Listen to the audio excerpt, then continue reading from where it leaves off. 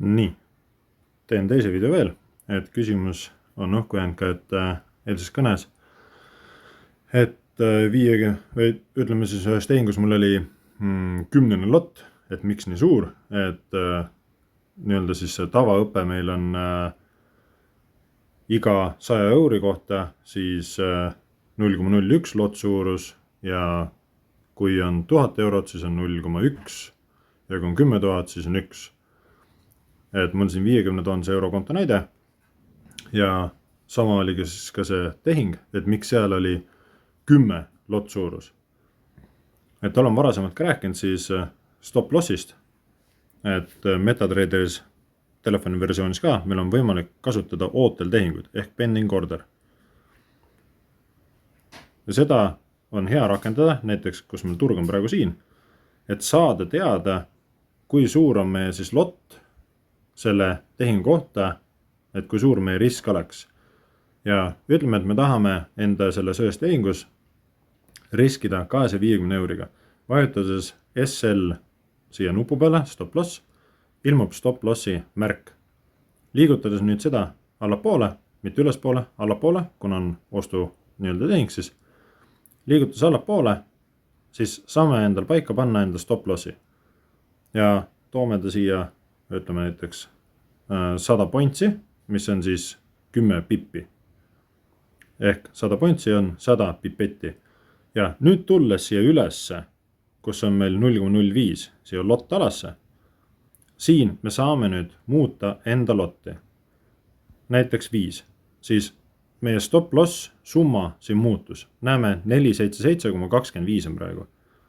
Ehk et mis oleks sellise suuruse tehingu puhul, kui mul on 10 pippi on stop loss, mis oleks siis õige lot size, kui ma tahan riskida siis näiteks 50 000 konto puhul 250 euroga.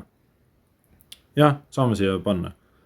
Näen, et 3. lott on juba lähemal, 2. on liiga vähe, 2,6 on 248,17, 2,7 on juba üle, ehk paneme 2,6.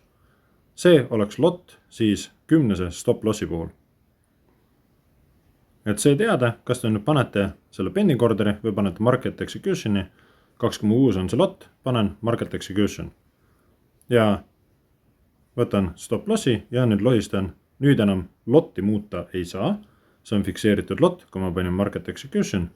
Aga nüüd saan enda stop lossi lohistada siis endale soovitud kohta. Ja siin 248,17 on stop lossi suurus.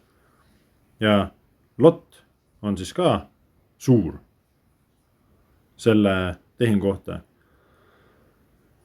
Et meil peaks olema siis 50 000 konto puhul, tegelikult isegi 5. lott oleks täitsa okei. Ja 5. loti puhul oleks see risk liiga suur, stop loss oleks liiga kaugel. Ja saame nii-öelda siis muuta seda tehingut. Nüüd on stop loss fikseeritud. Et see, kuidas minul oli siis see nii-öelda 10. lott suurus, kuna ma opereerin nii-öelda siis 1 minuti peal enda entry A-raamiga, toon siia näite pending order näol, et kui turg on mul siin, siis minu stop loss on 5 pippi. Üldjuhul nendes tehingutes. Et üliväike stop loss ja näen, et siin on 5, panen 5,2, 5,3, 5,2 oleks. Siin oleks 5,2. See on siis 0,5% 50 000 konto puhul. Kui ma tahan riskida 1%-ga 50 000 konto puhul, siis minu lott peab olema suurem ehk 10. 477, võib-olla natuke peale siis. Paneme siia 3, 4, 5 läbib üle, 4. 10,4 oleks siis see lott. Sellise väikese stop lossi puhul.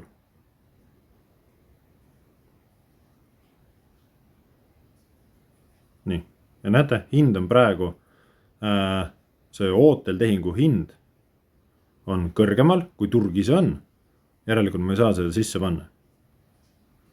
aga minu lott on paigas, arvutatud 10,4 ja kui tahan siit kaasa minna, saan lihtsalt panna market execution ja jällegi vii enda stop loss siis sinna piirimaile, kus ma olen seda mõelnud. Näiteks siia siis, et 5 pippi on stop lossi suurus ja lott on siis 10,4. Nüüd, kui tehingut sulgeda, mõlemad on kahjumis, turg liigub alla, et see 10. lott, mis mul siin on, täpselt nagu eelmise videos, saame tulla siia selle kaustallinnukas märgi peale ja muutes ülevalt siit siis seda lott suurust. Oli 10, tahan näiteks pool kinni panna, kui turg on jõudnud piisavalt kasumisse, vajutades close with profit, kui on kasumis, või close with loss, kui on kahjumis. Ja saame siit panna enda siis pool sellest tehingu suurusest kinni. See oleks siis üks variant. Teine asi, mida ma veel teen, kui turg on liikunud kasumisse, siis 10. loti puhul on commission ehk haldustasu, mida praegu siin tehinguse näite, on 30 eurot. Toon siia näite, kui paneme siit pool kinni, siis commission rakendab 15. Paneme siit 5,2. Paneme siis kinni.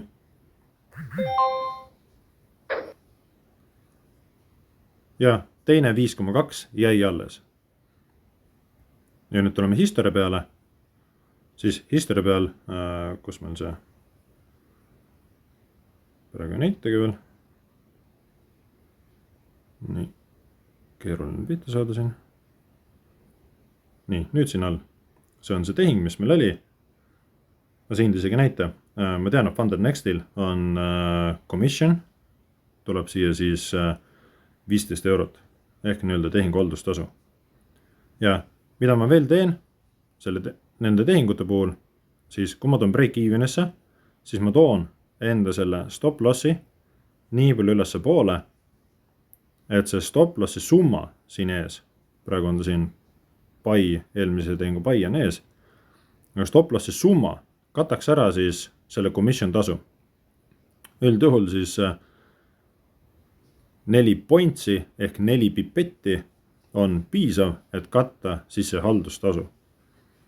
Ja seal maal siis break-even, aga break-evenisse toon ma alles siis, kui turg on jõudnud 1-2. Jällegi saame sulgeda siis näiteks kõik kasumlikud tehingud. Ja nüüd turg pani kinni. Kõik tehingud kinni. Et see on siis viis, kuidas hallata enda tehinguid, kuidas panna stop loss ja kuidas panna see stop loss ja lott õigeks vastavalt enda valitud siis riskile. Mis summaga te tahate riskida, kui suur see protsent teie kontost on, millega tahate riskida, et see on siis see võimalus, kuidas seda teha ja kuidas ka siis sulgeda tehinguid erinevatel viisidel.